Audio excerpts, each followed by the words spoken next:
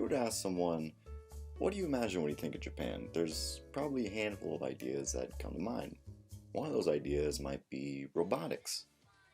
Well, not that, no. I mean, I think we're getting closer, but like this guy, or even this little thing. Honestly, I'm afraid to ask. But what if, and in order to make this an actual video, what if I told you Japan's history of robotics went back a lot further than these last few decades? That this penchant for innovation in the field of automation stretches as far back as the 17th century. Because I am saying that, I'm going to go into it. This is your 5 or so minute overview on the history of robotics in Japan. To start off, we need to get some background. We need to go back, like super back. I'm talking 3rd century. In this part of the world, we see China invent this little chariot thing, the aptly named south-pointing chariot. The idea here was basically to mount a figure on the top of the chariot, so no matter which way the chariot is moved, the figure will point south. Like a compass, but with extra steps, which, considering this was made at the same time as the Roman Empire, makes you wonder how they even put this together. Like, look at these gears. How does the 3rd century come up with this? Anyways, this chariot design is used over centuries and bounces around Asia, eventually ending up in Japan around the 8th century.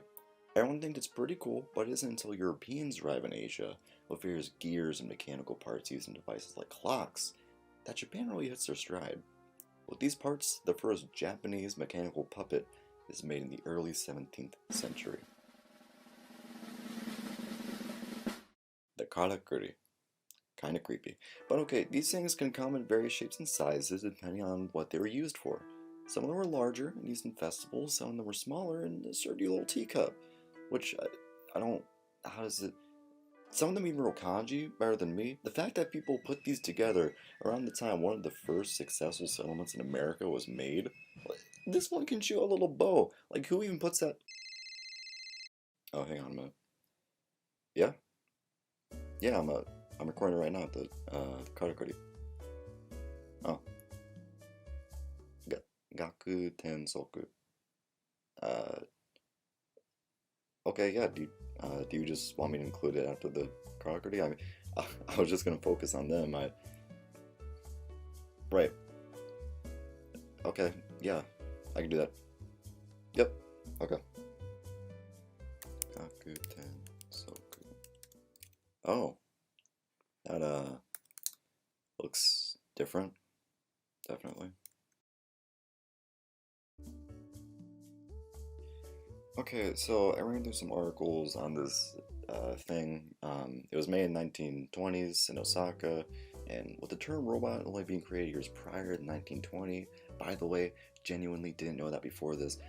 This could technically be the first Japanese robot, but like, the karakuri could pour tea, fire bows, reenact events in festivals. Like, what did this do?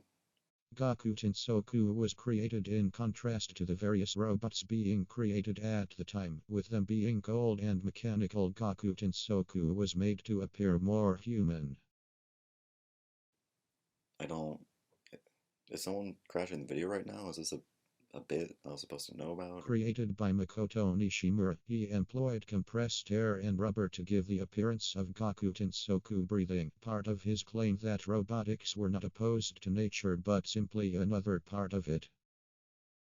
Well, sounds kind of creepy. That's cool. Pretty unique idea using air to emulate breathing. Goku Soku's facial appearance was meant to portray all races, a sign of global humanity. The machine could smile, or even appear deep in thought before writing out different characters.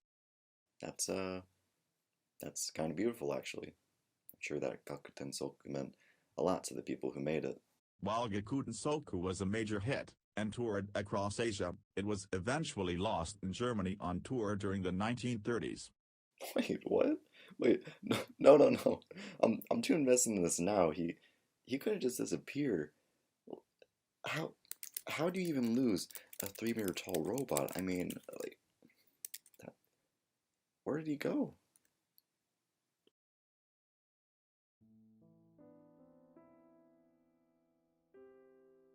Japan has a long history in robotics.